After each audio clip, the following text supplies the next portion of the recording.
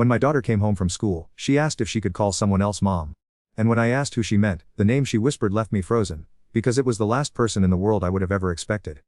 Lou, I told, it was just coffee. Just one coffee with Marcus from my yoga class, because David was working late again and I was lonely. That's how it always starts, isn't it? With a lie so small barely notice it slipping past lips. Sarah's with her dad tonight anyway. I texted Marcus, knowing full well David was picking our 7-year-old from soccer practice while I sat in that dimly lit cafe, my wedding ring twisted backward on my finger like that would somehow make this okay. Marcus had kind eyes. That's what I told when he reached across the table and touched my hand. Kind eyes, like David used to have before the promotion consumed him, before our conversations became grocery lists and permission slips and nothing else. I should have left then. Should have pulled my hand away, should have remembered the way Sarah looked at me that morning when she said, "Mommy, look pretty today," with such pure love that it made my chest tight. Instead I let Marcus walk me to my car, let him kiss me against the driver's side door like we were teenagers again, not a married mother stealing moments in a parking garage. This can't happen again. I whispered against his mouth, already knowing it would. The drive home was 15 minutes of practicing my face in the rearview mirror.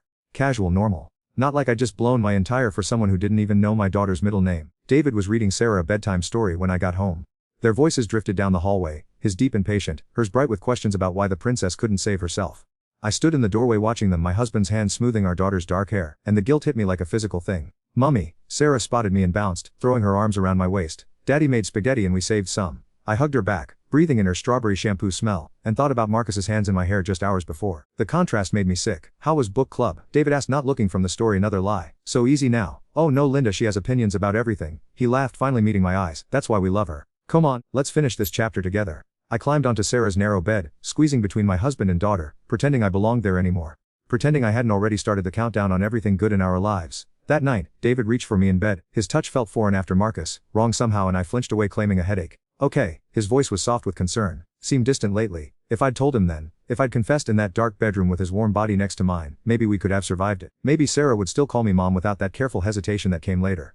Instead I turned away from him, just tired, work stuff. He kissed my shoulder and said he loved me, and I lay there wide awake. Marcus's number already saved in my phone under yoga studio, like I was some kind of criminal mastermind instead of just another suburban mom about to destroy her family. The second meeting happened 3 days later, then a week after that, then twice a week, always when David was working and Sarah was at school or with friends. Marcus made me feel alive in a way I'd forgotten was possible. He listened to my dreams about writing again, about traveling, about all the things that got buried under soccer schedules and PTA meetings. He didn't know that David used to listen too, before it got so heavy. Didn't know that my husband still left me little notes in my coffee mug every morning, even though I barely acknowledged them anymore. The affair lasted 4 months. 4 months of elaborate lies and deleted texts and a second phone hidden in my car. 4 months of looking my daughter in the eye every night while she told me about her day, not knowing her mother had become someone she wouldn't recognize. I thought I was being careful, thought I was protecting everyone by keeping it separate, contained. But secrets have a way of growing in the dark, feeding on themselves until they're too big to hide. David found out on a Tuesday. Sarah had a fever, so he came home early to help. And there I was in our driveway, saying goodbye to Marcus in a way that left no room for misinterpretation. I watched my husband's face change from confusion to understanding to something that looked like. Sarah was at the window, her small face pressed against the glass, watching her parents' world end in real time. That was the beginning of the end of everything I thought I knew about. The first thing David said when he walked into our kitchen was, "How long?" Not, "Who is he?" or "Why?" Just, "How long?" Like he was calculating exactly how much of our together had been a lie. Sarah was upstairs, finally asleep after hours of fevered restlessness. The house felt different now, like the walls themselves knew what I'd done. "For months," I whispered, unable to look at him. He sat down hard in the chair across from me, the same chair where he drank his morning coffee every day for 8 years. Where he helped Sarah with homework, where he'd proposed to me before she was born, nervous and stuttering and so sure I was the one. In our bed. "No, never here." "Oh, well that makes it so much better." His voice was flat empty. I'd never heard David sound like that before. "We're then." I told him everything, not because I wanted to, but because the lies felt impossible now, like trying to hold water in cupped hands. His hotel room, the afternoon at his apartment, the time in his car after yoga when we couldn't wait, each detail landed like a. David's hand shook as he poured himself a glass of water, and I watched him struggle to swallow it like his throat had forgotten how to work. "I want him gone," he said finally. "Block him. Delete everything. I never want to hear his name again." I nodded, pulling out my phone with trembling fingers. But when I tried to type the message ending it, my hands wouldn't cooperate. 4 months of feeling wanted, desired, interesting, and now I was supposed to go back to being invisible. David saw my hesitation. Something shifted in his expression, hardening. "Or not sure." It wasn't a question. I want to fix this, I want us." Paused. He stood backing away from me. Jesus Christ, actually paused. Or sitting here with our sick daughter upstairs and can't immediately choose family. He was right. In that moment of hesitation I'd chosen Marcus over everyone who actually mattered. The realization hit me like ice water. "David, please." I was just. "Don't." He held his hand. "Just don't. I can't. I need to think." He slept in the guest room that night, and the next night, and the night after that. Sarah noticed immediately, the way kids always do. She'd find excuses to wander into our bedroom in the morning. Confusion written across her face when she found only me there. "Why doesn't Daddy sleep here anymore?" He's just been staying late working, sweetheart. Know how loud his typing is? Another lie. They were coming so easily now even to her. The worst part was that David was trying. God, he was trying so hard to keep things normal for Sarah. He still made her breakfast every morning, still read her bedtime stories, still help with homework. But there were cracks showing that even a 7-year-old couldn't miss. He stopped kissing me goodbye. Stopped saying, I love, when he left for work. Started looking through me instead of at me when I spoke. Sarah asked me one morning while David was in the shower, Aaron, Daddy getting divorced? The question hit me like a physical. What? No honey. Why would ask that? Emma's parents got divorced and her dad stopped hugging her mom. Daddy doesn't hug anymore. I pulled her into my lap, this perfect little person I'd created, and tried to find words that weren't lies. Mommy and Daddy are just working through some grown stuff, but we both love her change. She studied my face with those serious dark eyes she got from David. Did do something bad. Kids see everything. Yes, I whispered. I did, but I'm trying to fix it. 2 weeks later, I found David researching divorce lawyers on his laptop. The screen was open when I brought him coffee and I saw tabs for custody arrangements and property division and how to tell children about separation. David, he closed the laptop without looking at me. We need to talk tonight, after Sarah's in bed. That conversation lasted 3 hours and left us both hollow. He decided he could forgive me maybe, but he needed space first. Time to figure out if what we had was worth saving or if we were just staying together for Sarah. I keep seeing him touching, David said, his voice breaking.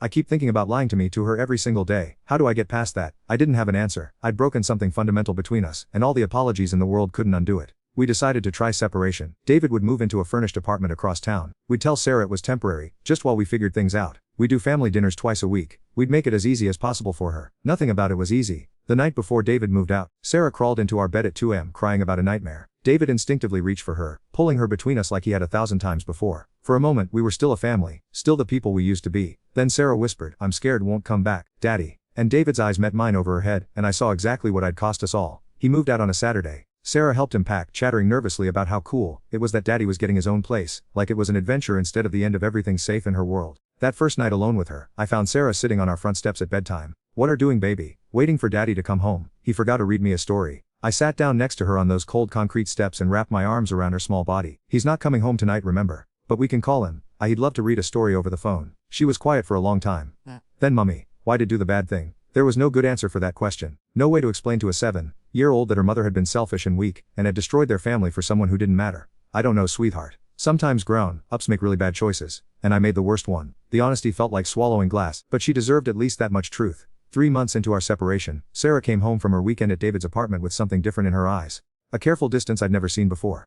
How was Daddy's? I asked, helping her backpack. Good. She wouldn't look at me directly. We went to the park and made pancakes and watched movies. Normal weekend activities, but something felt off in the way she said it. Like she was reading from a script. That evening while I was making dinner, she sat at the kitchen counter doing homework with unusual focus.